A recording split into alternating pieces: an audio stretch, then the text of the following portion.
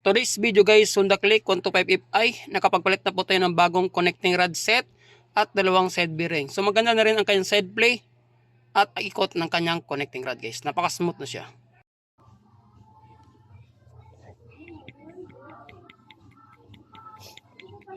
Goods na rin ang tunog ng kanyang connecting rod at hindi na lagutok tulad ng dati. Ito naman ang itsura ng kanyang connecting rod guys na may tama na o sira. Yun no, yan ang dahilan kung bakit nagkaroon ng kalampag ang ating makina o tunog helicopter. Pati stick bearing is malaki na rin ang clearance sa kanyang crankpin. So ito naman ang tunog ng kanyang makina guys pagkatapos natin siyang ma-overhaul. Pakinggan nyo.